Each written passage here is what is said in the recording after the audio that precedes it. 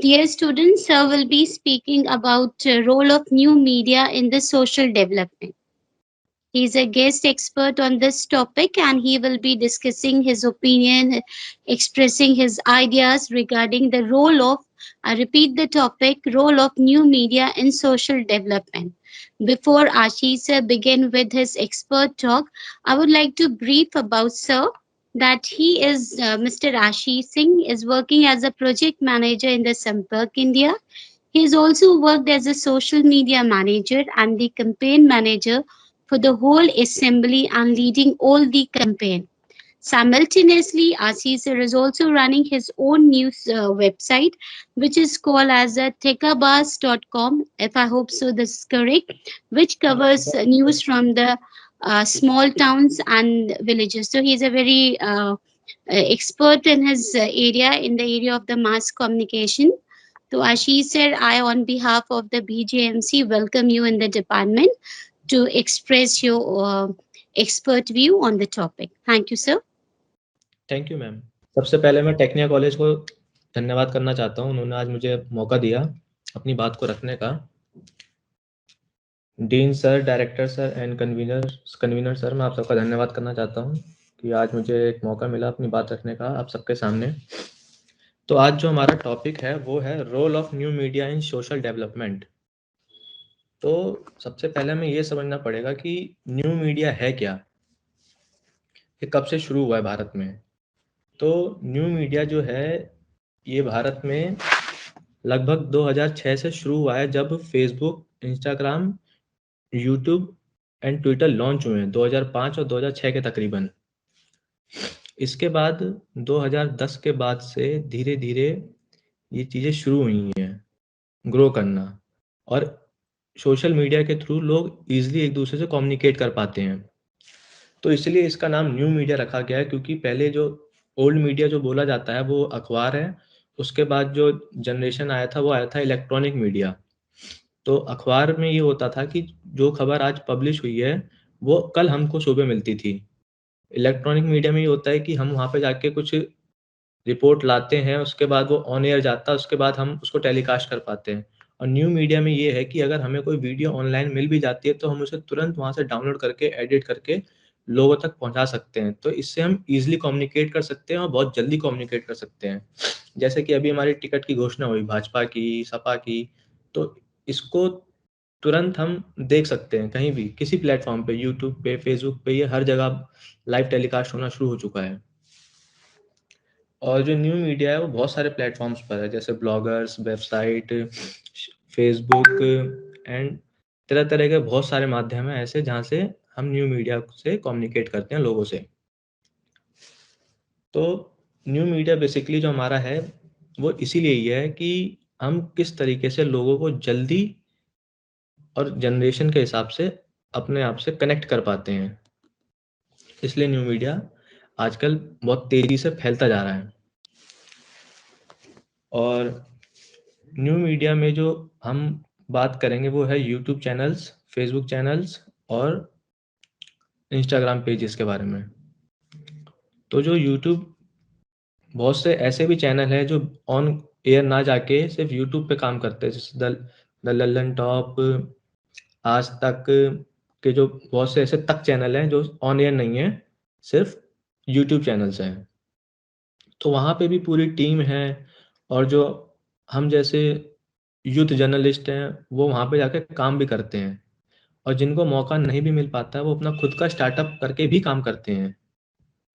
जैसे मैंने तो टाइम्स ऑफ इंडिया में काम किया है, टाइम्स ऑफ इंडिया में काम करने के बाद मैं खुद का स्टार्टअप भी कर रखा है मैंने, द खबर्स के नाम से। और वहाँ पे मैं न्यूज़ पब्लिश करता हूँ और वहाँ पे ट्रैफिक लाता हूँ, और इन सब के द्वारा हम खुद एक इंडिपेंडेंट जर्नलिस्ट बन के हम खुद भी अर्न कर सकते हैं और दूसरों को भी एम्प्लॉयमेंट दे सकते हैं। तो इस तरीके से हम पे ऐसे बहुत से प्लेटफॉर्म्स हैं जहाँ पे हम काम कर सकते हैं। तो मेरे पास कुछ पॉइंटर्स हैं जो मैं बना के लाया था, उसको एक-एक करके डिस्कस करेंगे, और उसके बाद जब लास्ट में जो हम पे जिसको जो क्वेश्चन पूछना होगा वो हमें क्वेश्चन आवर सेक्शन रख लेंगे। तो फिलहाल एक टॉपिक है, how media is growing in new era. मतलब आज के टाइम में मीडिया जो है वो न्यू मीडिया कैसे ग्रो कर रहा है, जन जन तक कैसे पहुंच रहा है। क्योंकि पहले के ज़माने में लोगों के पास टीवी बहुत कम घरों में पाया जाता था, अखबार सबके पास जाता था, पर वो आज की खबर कल जाती थी। बट अब ऐसा दौर है कि अगर खब हम अब होड़ है खबर ब्रेक करने की। पहले होता था कि हम खबर करते थे, स्टोरी करते थे, अगले दिन अखबार में देते थे, पर अब ये है खबर ब्रेक करने की। जैसे अभी कोई खबर आई है तो उसको हम कितनी जल्दी ब्रेक करते हैं, कितनी जल्दी अपने वेबसाइट पे पब्लिश करते हैं, जिससे हमारी जो खबर है वो रैंक करेगी तो हम पे ट्रैफिक आएगा। तो ट्रैफिक वगैरह, रैंक, ये कैसे होता है, ये सब चीज़ें बताऊँगा मैं। बट जो खबर ब्रेक करने की जो बात है उसमें ये है कि लोग जल्दी-जल्दी कवर करते हैं। तुम्हारा न्यू मीडिया पे ये है कि आपने कोई खबर ली, खबर को आपने तुरंत एडिट किया और चला दिया 100 शब्दों में। फिर आप उसी चीज़ को वेबसाइट पे फिर एडिट भी कर सकते हो, उसके अंदर और बढ़ा सकते हैं। बट इलेक्ट्रॉनिक मीडिया में ऐसा नहीं है। जो ऑन एयर एक बार चला गया, आप उसको फिर से एडिट नहीं कर सकते। इसमें सबसे अच्छी सुविधा यही है कि आप चीज़ें एडिट कर सकते हो, उसे दोबारा सही कर सकते हो। एक बार जो चला गया उसे डिलीट भी कर सकते हो, अपनी गलतियों को सुधार सकते हो। बाकी किसी चीज़ में ऐसी सुविधा नहीं है। चाहे अखबार की बात कर लें, चाहे इलेक्ट्रॉनिक मीडिया की बात कर लें। तो इसीलिए जो न्यू मीडिया है वो आज के एरा में इसलिए ग्रो कर रहा है क्योंकि सबके पास स्मार्टफ़ोन है और सबके पास फ़ेसबुक है, यूट्यूब है, इंस्टाग्राम है, और इन्हीं सब के द्वारा आज का यूथ हमारा स्क्रॉल करके सारी खबर से अपडेट रहता है। मेरे ख़्याल में ऐसे बहुत से कम बच्चे यहाँ पे होंगे जो रोज़ अखबार भी पढ़ते होंगे। अखबार पढ़ने में इंटरेस्टेड भी होंगे या पढ़ते भी होंगे। बट हालाँकि कंटेंट के लिए सबसे अच्छी चीज़ आज भी अखबार है, बट फिर भी अखबार आज कोई पढ़ना पसंद नहीं करता जल्दी। सब न्यूज़ वेबसाइट्स पे जाके खबर पढ़ लेते हैं या ऑनलाइन यूट्यूब पे खबर देख लेते हैं। तो इस तरीके से न्यू एरा में जो हमारा मीडिया है वो इस तरीके से ग्रो करता जा रहा है, बहुत फैलता जा रहा है। आप देखेंगे कि अगर आप सर्च करेंगे गूगल पे तो आपको पता चलेगा कि हर रोज़ 3000 न्यूज़ वेबसाइट और न्यूज़ चैनल्स जो है भारत में बनते हैं, 3000। तो इसी के साथ हमारे पास और भी पॉइंटर हैं। How to get jobs in new media. जब न्यू मीडिया अगर आ चु आ चुका है तो यहाँ पे जॉब कैसे लिए जा सकते हैं? सबसे पहले तो मैं बता दूँ कि मीडिया में जॉब लेने के लिए अगर हम किसी भी स्टूडेंट से बात करते हैं तो सबसे पहले उसके ज़बान पे 2 ही चीज़ें होती हैं, एक एंकर, एक रिपोर्टर। तीसरी उसके पीछे जो टीम लगी होती है उसके बारे में किसी को कुछ नहीं मालूम होता कि असाइनमेंट डेस्क क्या होता है, आउटपुट डेस्क क्या होता है, एडिटिंग डेस्क क्या होता है, प्रूफ रीडर, कॉपी एडिटर, ये सब कौन होते हैं। उसके बाद जाके एंकर के पास पूरा वीओ वगैरह सब कुछ पहुँचता है। तो अगर हमें जॉब चाहिए मीडिया फ़ील्ड में तो हमें क्या-क्या करना पड़ेगा? सबसे पहली चीज़, हमें अपने कंटेंट पे काम करना पड़ेगा, लिखने में। और जितना अच्छा हम लिखते हैं उतना अच्छा हमें बोलना भी आना चाहिए। बट रही बात अगर टेक्निकल की या वेबसाइट तो और इन सब की, तो हमें एसईओ मतलब search engine optimisation, SMO, social media optimisation, हमें इन सब पे वर्क करना आना चाहिए। कीवर्ड्स क्या होते हैं, इन सब चीज़ों को हमें इन सब चीज़ों पे होल्ड बनाना आना चाहिए।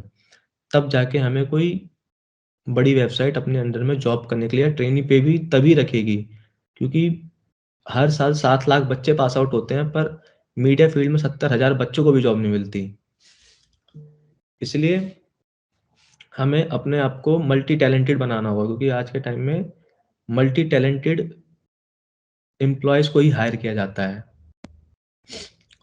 जिसकी पकड़ कंटेंट पे भी हो, न्यूज़ भी पब्लिश कर लेता हो, थोड़ी बहुत थंबनेल्स भी बना लेता हो। इस तरीके से जो स्टूडेंट्स होते हैं उनको हायर किया जाता है किसी भी मेन स्ट्रीम मीडिया में। इन सारी चीज़ों पे फिर काम करके अब बहुत से ऐसे स्टूडेंट्स हैं जिनको जॉब नहीं मिल पाती, तो वो अपने स्टार्टअप की ओर भागते हैं। तो स्टार्टअप अगर आप करते हैं तो आपको बहुत सारी चीज़ों का ख्याल रखना पड़ेगा, क्योंकि इस समय इतना कॉम्पिटिशन है कि हर रोज़ 3000 चैनल बन रहे हैं। तो तुम पे ऐसा क्या अलग है कि तुम्हारी कंटेंट बिकेगा? क्योंकि जो खबर आज तक पहले क्रैक कर चुका है उसको हम 3 घंटे बाद चलाएँगे तो हमारी वेबसाइट पे उसे कोई भी पढ़ने नहीं आएगा। हमारे पास ऐसी चीज़ें होनी चाहिए जो किसी और के पास नहीं है। अब जैसे मानो कि कोई रोहिणी में रहता है। अब वो एक रोहिणी की लोकल वेबसाइट बनाए। रोहिणी में क्या चल रहा है? विधायक ने क्या बोला, पार्षद में किसने क्या काम नहीं करा, वो एग्ज़ैक्टली एक-एक चीज़ें रिपोर्ट करे, उठाए और बताए। तो वो वहाँ पे ग्रो कर सकता है अगर वो कंटिन्यूअसली वर्क करे with terms and condition of Google, YouTube and Facebook. क्योंकि आप उसके थ्रू अर्न करना चाहते हैं तो उसके टर्म्स एंड कंडीशन के बिहाफ़ पे ही आपको काम करना पड़ेगा। ऐसा नहीं है कि मैं वहाँ पे कुछ भी कर दूँ, कॉपीराइट चीज़ें लगा दूँ और तो इसीलिए सारी चीज़ों को देख के हमें काम करना पड़ेगा। अगर हम नेशनल कुछ तुरंत स्टार्टअप करते हैं तो हमारे पास मतलब बहुत सारे बैकअप होने चाहिए, हम पे बहुत लंबी-चौड़ी टीम होनी चाहिए, हमारे पास कम से कम बीसों साल का एक्सपीरियंस होना चाहिए, तब जाके हम कुछ ऐसा बड़ा कर पाते हैं। बट अगर हमें खुद स्टार्टअप करना है, मीडिया के फील्ड में, तो हम एक लोकल से शुरुआत कर सकते हैं। तो मैं जो स्टार्टअप की बातें कर रहा था, उसमें ये था कि आप में से बहुत से ऐसे होंगे भी जिन्होंने अपनी वेबसाइट भी बना रखी होगी, जिनके यूट्यूब चैनल्स भी चल रहे होंगे, कुछ एडिटिंग करते होंगे, कुछ कंटेंट लिखते होंगे। But when you are doing startup तो तुमको सारी चीज़ों पे पकड़ होनी चाहिए। क्योंकि सबसे मेन जो चीज़ होती है न्यूज़ में, वो होता है क्रॉस चेक, जो हम नहीं करते हैं कभी। हमने कुछ भी लिखा, हमको लगा ठीक है, हमने डाल दिया। बाद में हमें कोई मैसेज करता है, "अरे! इसमें ये नहीं है, ऐसा होगा।" मात्राओं की गलती, अर्थ का अनर्थ हो जाता है, कुछ भी है, इधर से उधर होता है। तो हमेशा एक चीज़ ध्यान रखिएगा, आप कुछ भी लिखते हैं, तो उसको 3-4 जगह से क्रॉस चेक कीजिए। क्रॉस चेक करने से होता है कि आप एक खुद एक आपके अंदर खुद एक हिम्मत आ जाती है कि हाँ भाई, ये चीज़ सही है और तुम्हारे नॉलेज के लिए बहुत अच्छी चीज़ हो जाती है वो। और आप उसको अपनी वेबसाइट पे या यूट्यूब पे डालेंगे, तो अगर आपसे लोग कनेक्ट होंगे, तो उनका विश्वास बढ़ता है। Trustworthy website, trustworthy YouTube channel बनता है वो। उससे ये होता है कि कोई आपके पास लैंड करता है, तो उनको पता है कि हाँ, इसका कंटेंट अच्छा है। अगर आपने कोई गलत कंटेंट डाल दिया, वो कहेगा, "अरे यार, ये तो क्या दिखा रहा है?" तो इन सब से आपका जो ऑडियंस है और ट्रैफ़िक है, वो कटता है धीरे-धीरे और इसी के थ्रू आपका चैनल का जो DA PA, DA means domain authority, PA means page authority, ये चीज़ें गिरती हैं आपकी। तो ऐसी बहुत सी चीज़ें हैं जिनका आपको ख़्याल रख के चलना पड़ता है स्टार्टअप पे। और इन्हीं सब के थ्रू जब आप ये सब चीज़ें ध्यान कर लेते हैं, तो आपको गूगल भी, फ़ेसबुक और यूट्यूब, ये तीनों प्लेटफ़ॉर्म से आप बहुत अच्छे से अर्न कर सकते हैं। और खाली गूगल एडसेंस के थ्रू नहीं, और भी बहुत सारे ऐसे नेटवर्किंग साइट्स हैं जिनके थ्रू आप पैसे अर्न कर सकते हैं। अभी इंस्टाग्राम जो लाइव हुआ है, उसमें अभी मोनेटाइज़ेशन आ चुका है, बट वो अभी इंडिया में नहीं आया है। वो भी बहुत जल्द, मतलब इस साल के अंदर-अंदर इंडिया में भी आ जाएगा। तो आप चारों जगह से पैसे अर्न कर सकते हैं विद सेम कंटेंट। ज़्यादा मेहनत नहीं करनी कि अलग-अलग, बस हाँ, उनके साइज़ और टाइमिंग अलग होती है, पर ज़्यादा मेहनत नहीं होती है और आप सेम कंटेंट से चारों जगह से अर्न कर सकते हैं। सॉरी। तो न्यू मीडिया में आपको इन सारी चीज़ों का ख़्याल रखना पड़ता है। और हाँ, हम एक एक बात और कर सकते हैं, political consultancy and PR, public relation, इन सब के अंदर भी आज के टाइम पे न्यू मीडिया बहुत अच्छे से वर्क कर रहा है। मैं तुम्हें सबसे अच्छा एग्ज़ाम्पल दूँगा, 5 राज्यों में चुनाव जो होने वाले हैं, उसमें इस समय वर्चुअल रैली होने वाली है। हालाँकि कल जो रैली की धज्जियाँ उड़ी है, लखनऊ में, वो अलग चीज़ है, बट जो चुनाव आयोग ने घोषणा की है, वो है वर्चुअल रैली। अगर हमारे पास न्यू मीडिया या डिजिटल मीडिया नहीं होता, तो हम इस चुनाव को कर नहीं पाते लोगों से जुड़-जुड़ के। पर वर्चुअल रैली इतनी स्ट्रॉन्ग है कि हम लोगों से जुड़ के एक इलेक्शन भी करवा पा रहे हैं। तो आप इस बात को समझिए कि जो हमारा मीडिया है, सोशल मीडिया, डिजिटल मीडिया, ये कितना स्ट्रॉन्ग है कि इसके दम पे हम सरकार चुन ले रहे हैं। 2014 में जब भाजपा की सरकार बनी थी तो उनके पास सबसे अच्छा न्यू आइडिया यही था। उन्होंने जब डिजिटल इंडिया तो उन्होंने बाद में लॉन्च किया, पर उन्होंने जो उस समय चुनाव जीता था वो डिजिटल प्लेटफॉर्म के माध्यम से जीता था। तो डिजिटल प्लेटफॉर्म जो है इस समय इतनी ताकत रखता है अपने पास कि वो एक सरकार भी बना सकता है। तो इसी चीज़ को हमें ये समझना है कि पॉलिटिकल कंसल्टेंसी में और पीआर फील्ड में, हालाँकि ये दोनों यहाँ दोनों फील्ड पे मीडिया के स्टूडेंट्स ही काम करते हैं और उनके लिए ये मैं शायद टेक्निया कॉलेज के 10 से 12 स्टूडेंट्स को वहाँ पे इंटर्नशिप करा चुका हूँ। तो यहाँ पे भी मीडिया स्टूडेंट्स वर्क करते हैं। जैसे आपने सुना होगा कंपनी आईपैक, ईवीएम, और जो मैं काम कर रहा हूँ संपर्क इंडिया, ये भी एक पीआर कंपनी और पॉलिटिकल कंसल्टेंसी कंपनी है। यहाँ पे भी जो इस समय कैंपेन चल रहे हैं वो डिजिटली चल रहे हैं। तो पीआर फील्ड हो गया, पॉलिटिकल, यहाँ पे बहुत एम्प्लॉयमेंट है मीडिया स्टूडेंट्स के लिए। क्योंकि मीडिया में अगर आप जॉब लेने जाओगे तो स्टार्टिंग में पहले आपको 2-3 महीने इंटर्नशिप करनी होगी। इंटर्नशिप करने के बाद आपको वहाँ पे नाक रगड़ना होगा पेड इंटर्नशिप करवाने के लिए। पेड इंटर्न के बाद धीरे-धीरे आप ट्रेनी बनोगे, ट्रेनी के बाद आप एसोसिएट बनोगे, एसोसिएट के बाद आप 2-3 साल जब ऐसा काम कर लोगे तब जाके आपको कोई 25,000 30,000 में परमानेंट करेगा। पर वो भी परमानेंट नहीं, कभी भी निकाल सकते हैं उसके बाद भी। बस आपका परमानेंट कार्ड बन जाएगा मीडिया का, ये है। और इसी के अगेंस्ट अगर हम यहाँ पे बात करें पीआर फील्ड में, तो पीआर फील्ड में स्टूडेंट्स जो हैं बहुत अच्छा अर्न भी करते हैं और अपने आप को बहुत अच्छा एक्सप्लोर भी कर पाते हैं। जैसे जिस राज्यों में चुनाव है वहाँ पे जाते हैं, कवर करते हैं, ग्राउंड रिपोर्टिंग सीखते हैं लोग। उन सबसे पहले वो अपना डर खोलते हैं कि कम्युनिकेट कैसे करें। अब जैसे कि मैं दिल्ली से हूँ, बट मैं यूपी के पूर्वांचली क्षेत्र में आया। अब यहाँ पे लोगों की बोलचाल अलग है। अब वहाँ पे मुझे उनके साथ कम्युनिकेट करना है, तो थोड़ा-थोड़ा उनके उसमें मुझे समझना होगा कि हाँ, इनसे ऐसे कम्युनिकेट करना है। अब मैं हरियाणा गया, हरियाणा में उनकी थोड़ी खड़ी भाषा है, तो उनके थ्रू हमें समझना पड़ेगा कि हाँ, ये इनकी लैंग्वेज ही ऐसी है, ये कोई गुस्से में नहीं है, इनकी लैंग्वेज ही ऐसी है। तो हर तरह, हर जगह अलग-अलग तरीके के लोग हैं, तो उसी हिसाब से हमें कम्युनिकेट करना सीखना है। सबसे बड़ी चीज़ होती है कम्युनिकेशन। हम किससे कितना अच्छा कम्युनिकेट कर पा रहे हैं। और इसके बाद कैंपेन। डिजिटली 2 कैंपेन चलते हैं। एक चलता है पॉजिटिव कैंपेन, एक चलता है negative campaign. For example, positive campaign is like, अगर मुझे अपना प्रमोशन करना है, मुझे अपनी वेबसाइट का प्रमोशन करना है या मुझे अपने कैंडिडेट का प्रमोशन करना है, तो मैं उसकी पॉजिटिव चीज़ें चलाऊँगा।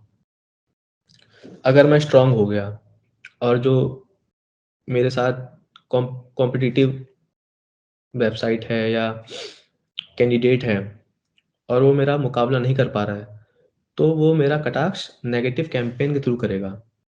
कुछ ऐसी गलत सी चीज़ें जैसे मान लो अपलोड हो गई, उसका स्क्रीनशॉट ले लिया, उसको वायरल करके नेगेटिव कैंपेन चला लिया। जो ट्रोलिंग पेजेस होते हैं वो कहलाते हैं नेगेटिव कैंपेन। जैसे इस समय मैं आपको कुछ पेजों के नाम बताता हूँ जो उत्तर प्रदेश में चल रहे हैं। एक है किसने बनाया उल्टा प्रदेश, नेगेटिव कैंपेन चल रहा है। एक है बुआ बबुआ, जो विपक्षियों के लिए नेगेटिव कैंपेन चल रहा है। एक है अपना उत्तम प्रदेश। इस तरीके से, जैसे योगी झूठा है, इस तरीके से बहुत सारे ऐसे कैंपेन चल रहे हैं जो कि सोशल मीडिया के थ्रू चल रहे हैं और वो किसी को पता नहीं होता कि कौन सी गवर्नमेंट चला रही है। तो इस तरीके से कैंपेन भी रन होते हैं। इसीलिए अब फेसबुक ने स्पेशल ऐड कैटेगरी का ऑप्शन दे दिया कि अगर आप कुछ पॉलिटिकल बूस्ट करते हैं या कैंपेन चलाते हैं तो सबसे पहले आपको अपनी आइडेंटिटी वेरीफाई करानी होगी कि आप हो कौन। या तो आप कंपनी रजिस्टर कराइए, कंपनी का वेरिफिकेशन कराइए, या तो आप खुद का वेरिफिकेशन कराइए। क्योंकि आप आज कैंपेन चलाते हैं और कुछ गलत कैंपेन चलाते हैं जिससे भड़काऊ भाषण या कुछ ऐसा हो सकता है। ये सब मैं बातें मीडिया की ही कर रहा हूँ, न्यू मीडिया की। हो सकता है कि इसको पॉलिटिकली ले गया मैं, बट ये सारी बातें न्यू मीडिया की ही हैं। तो इसमें क्या है, आप कोई कैंपेन चला रहे हैं तो आपको अपनी आइडेंटिटी देनी पड़ेगी। उसमें क्या होगा, अगर आपने कोई आज कैंपेन चलाया और वो 1 साल बाद जाके उसका कुछ अलग मतलब बन गया, वो ट्रोल हो गया 1 साल बाद या 2 साल बाद, तो आपकी आइडेंटिटी निकाली जा सकती है कि आपने पोस्ट किया था, कितने रुपए का बूस्ट किया था, और अगर कुछ कार्रवाई होगी तो वो फेसबुक आपकी सारी इन्फॉर्मेशन जाके पुलिस को दे सकती है। तो इतना एडवांस हो गया है, सारी चीज़ें एडवांस हो गई हैं। तो इन्हीं सब का ध्यान रखते हुए हमें हर चीज़ को करना पड़ेगा। अगर आप में से किसी को कोई सवाल हो या कुछ ऐसा आप पूछना चाहते हो न्यू मीडिया के रिगार्डिंग, तो एक-एक करके आप पूछ सकते हैं, अगर इजाज़त हो सर आपकी तो।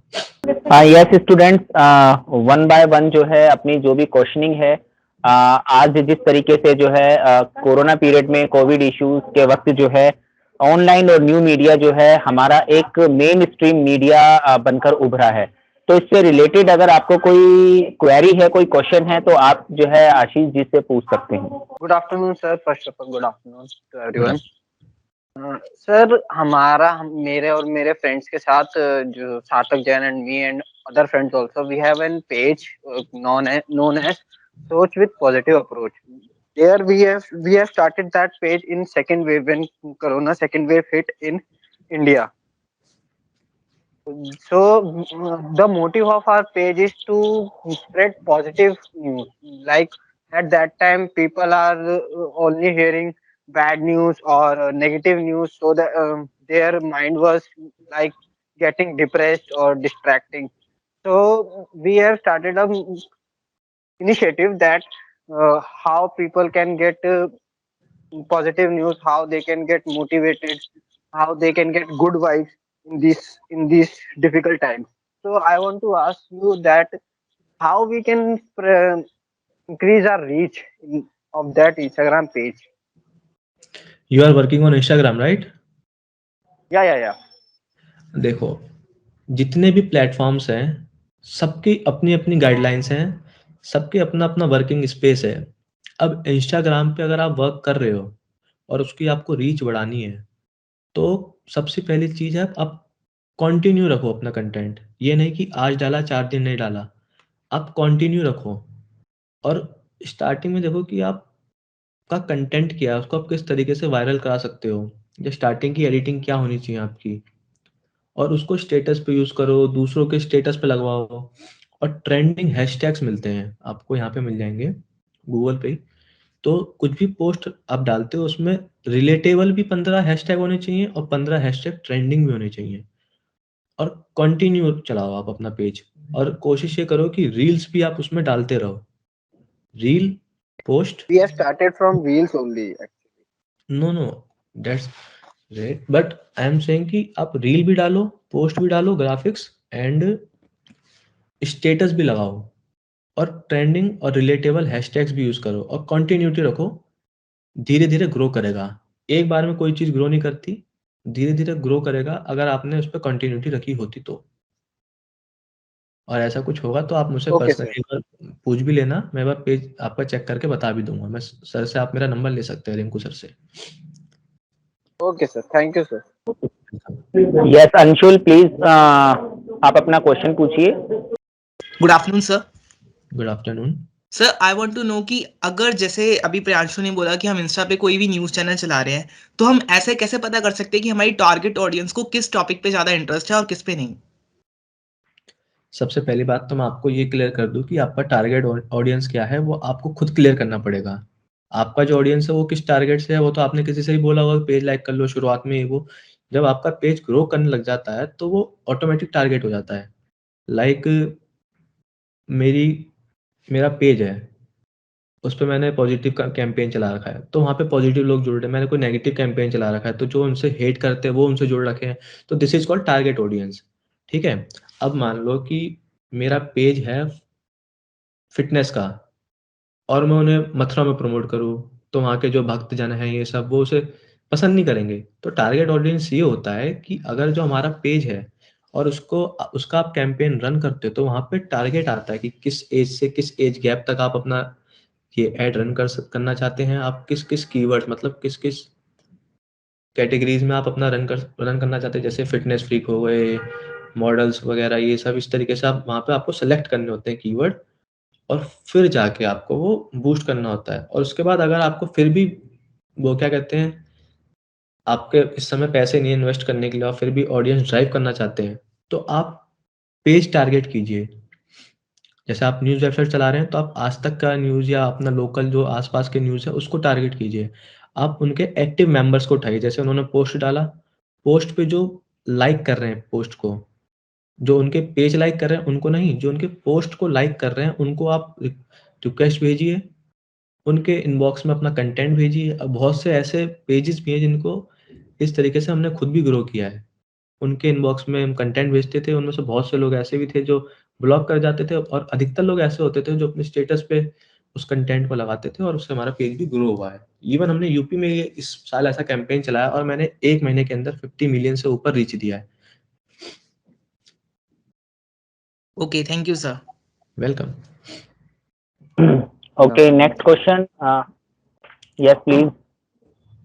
Good afternoon sir, my name is Gaurav Sarkar and sir मुझे आपसे पूछना है कि संपर्क के बारे में मैक्सिमम हम लोग सब जानते हैं कितना अच्छा काम करती है वो ऑर्फन्स बच्चों के लिए ये सब। तो सर मैंने ना आपने शायद मिलाप फंड रेजर के बारे में सुना होगा सर।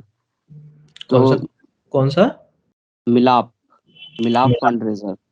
ओके तो सर उसमें मैंने अपने यूट्यूब चैनल के द्वारा 25,000 रुपीज ये किए थे, अरेंज किए थे एक नीडी वन के लिए जिसे कैंसर था। तो सर मैं चाह रहा हूँ ना कि सर जैसे वो मैंने किया वो चीज़ ठीक है, बट मुझे उसमें भी इतने नेगेटिव कमेंट्स आए, इतने मतलब बुरा भला लोगों ने कहा कि तुम सारा सारा पैसा ले लोगे, रख लोगे। मैंने सर सारा डोनेट कर दिया, मैंने उनको बैंक रिसिप्ट से लेके सब कुछ दिखाया। तो सर इन नेगेटिव लोगों का क्या करना चाहिए सर? देखो, नेगेटिविटी तो आप किसी भी इंसान की दूर नहीं कर सकते। हो सकता है ये कि जो आपका जो चैनल अगर जैसे जो जिन तक ड्राइव हुआ होगा वो लोग नेगेटिव हो सकते हैं। अब उन लोगों को हम रोक तो सकते नहीं है। आप ये कर सकते हैं कि आप वहाँ पे कमेंट सेक्शन ऑफ कर लीजिए ताकि पॉजिटिविटी स्प्रेड होते रहे। तो हम लेकिन चीज़ों सर को वो रोक हाँ, क्या कह रहे हो? सर वो ऑफ कर देने से तो फिर वो और उन्हें लगेगा, वो तो फिर अलग उनका ये हो जाएगा ना, क्योंकि ऑफ करने से हो सकता है किसी को सर वो फंड में अगर पैसा देना है तो वो तो मुझे ही पूछेंगे ना सर।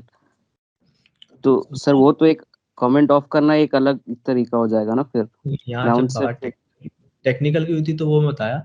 या तो फिर आप ऐसा कर सकते हैं कि आप एक उस पोस्ट को बूस्ट कीजिए, उस कुछ एनजीओ को टारगेट करके, तो वहाँ पे पॉजिटिव कमेंट भी आने लगेंगे, उनको रिप्लाई जाने हाँ लगेगा। आप उनको अंदर जा जाके रिप्लाई कीजिए। अगर वो नेगेटिव है तो आप तो पॉजिटिव हैं, आप उसको अंदर जाके रिप्लाई कीजिए, अपने दोस्तों से रिप्लाई करवाइए। इस तरीके से नेगेटिविटी हटाइए वहाँ से। ये कर सकते हैं। दूसरा, ऐसे लोगों को तो कुछ कह ही नहीं सकते ना। सर वीडियो को बूस्ट कैसे किया जाए सर? वो मैं आपको बता दूँगा। आप इस यहाँ पे एक बार में पूरा आप सर से नंबर ले लीजिएगा, आपको जो भी है मैं आपको बता दूँगा। Okay sir, thank you okay, sir. Welcome. Good afternoon, sir. My name is Sanket Guliani. Okay, hi Sanket. Sir मेरा क्वेश्चन सर ये है सर, जैसे आपने सर बोला कि बहुत ज्यादा एडवांस हो गया है न्यू मीडिया। सर इतना एडवांस हो गया है बट सर फिर भी सर बहुत ज्यादा मिस इन्फॉर्मेशन और नेगेटिव मतलब फॉल्स स्टेटमेंट्स और बहुत ये चीजें स्प्रेड होती है। तो सर हम कैसे ट्रस्ट करें सर? देखो, आपने एक वर्ड सुना होगा आईटी सेल। तो Yes, आईटी सेल का काम क्या होता है कि वो एक न्यूज़ उठाते हैं। हालाँकि वो तुम्हारा यूट्यूब चैनल है, वो इतना फ़ेमस नहीं है, पर वो तुम्हारे न्यूज़ को उठा के उसकी टाइम स्टैम्प निकाल के उसको कट करते हैं और वहाँ की मतलब जो उनके फ़ायदे की बात होती है बस उसको ही अपने पास एक वीडियो बना के एक हेडर, फुटर लगाया कि केजरीवाल ने दिया बयान, जनता हुई हैरान। इस तरीके से बोला। अब हम अट्रैक्ट हुए एकदम कि यार क्या बोला ऐसा? हमने वीडियो देखी और वही वीडियो हम पे उससे पहले गई है ओरिजिनल चैनल से, हम उसे देख नहीं पाते। बट हाँ, जो आईटी सेल के द्वारा इस हेडर फुटर से जो हम पे कंटेंट आ रहा है, हम उसको देख रहे हैं। और वो हम सबसे मैंने आपको एक चीज़ बताई थी शुरुआत में कि हम मीडिया के स्टूडेंट हैं। क्रॉस चेक करना हमारा धर्म है। एथिक्स एंड लॉ जो हमारा कहता है मीडिया का वो है क्रॉस चेक। तो आप कुछ भी वो उनका काम है स्प्रेड करना, वो तो कर रहे हैं। नेगेटिविटी हर जगह फैल रही है, जैसा इन्होंने कहा और आपने भी कहा, नेगेटिविटी तो हर जगह फैल रही है। But we are student of mass communication, we have to do cross check of everything. अगर हम एक कंटेंट पढ़ रहे हैं तो हमें उसको चेक करना है कि हम उसे क्या सही है क्या झूठ है। इस चीज़ को हमें देखना है। तो क्रॉस चेक हमेशा कीजिए किसी भी कंटेंट का। और सर एक और क्वेश्चन था सर मेरा आपसे, सर जैसे सर एडवांस बहुत ज्यादा हो गया तो सर बहुत ज्यादा एसेसिबल है, मतलब मतलब बहुत ज्यादा छोटे छोटे बच्चे भी उसे बहुत आसानी से यूज कर रहे हैं इजीली। तो सर मतलब बहुत ज्यादा ऐसी इंफॉर्मेशन है सर जो मतलब थोड़ी मतलब अडल्ट में आके नीडेड है, बट सर वो लोग सर्च करके सर बहुत इजीली देख पा रहे हैं, तो सर ये थोड़ा डिसएडवांटेज नहीं हुआ? नहीं, अब देखो, अब ये जो चीज़ें हैं ये बच्चे इसलिए यूज़ कर पा रहे हैं क्योंकि ये चीज़ें यूज़र फ्रेंडली हो गई हैं। आज के टाइम पे हर सबके पास है। अब गलत सही चीज़ों को रोकने के लिए तो हमें उसके लिए खुद स्टैंड लेना पड़ेगा। अब सर जैसे यहाँ ट्रेडिशनल मीडिया था, तो सर ट्रेडिशनल मीडिया में क्या था सर, थोड़ी बहुत रिस्ट्रिक्शंस होती थी, जैसे हर कोई कुछ शेयर नहीं कर सकता था कंटेंट, मतलब कुछ सिलेक्टेड लोग ही होते थे जो कंटेंट शेयर कर सकते थे या कुछ कर सकते थे। जितना मतलब जैसे बहुत एडवांस हो गया तो कोई भी आजकल के टाइम पे कंटेंट शेयर कर सकता है, चाहे वो बुरा हो चाहे अच्छा हो। ये तो ये तो है, बस इसीलिए तो हमें इन चीज़ों से बचना भी है। बट हाँ, ये सब चीज़ें हो रही है, इसको तो हम खुद भी नहीं रोक सकते क्योंकि ये चीज़ें तो फैल अच्छे से फैल चुकी हैं। इसको हम खुद भी नहीं रोक सकते। जो ये अडल्ट कंटेंट हुआ, ये सब हुआ, इसको हम किस तरीके से रोक सकते हैं? इसको अगर हमें रोकना है तो आपको खुद स्टैंड लेना पड़ेगा। जो ऐसे-ऐसे पेजेस हैं उसको टारगेट कीजिए, उनको ब्लॉक कीजिए, उनको लोगों तक फैलाइए कि इसको ब्लॉक कीजिए और उस पे रिपोर्ट कीजिए। ऐसे कैसे बंद नहीं होगा? बट हाँ, तुम्हें खुद भी स्टैंड लेना पड़ेगा उसके लिए। Okay sir, thank you. देखिए स्टूडेंट्स, इन सब चीजों के लिए जो है साइबर सेल हमारा बना हुआ है। साइबर सिक्योरिटीज की बात करने अभी बताई है, वो बिल्कुल सही है, लेकिन इसके अलावा भी बहुत सारी ऐसी चीजें हैं जिसको लेकर हमें और हमारी इंटरनेट की दुनिया को जो है अभी काम करना है। तो ये सारी की सारी चीजें जो अभी आप अभी क्वेश्चन रेज किया स्टूडेंट से, वो सब जो है साइबर क्राइम के अंदर आती हैं।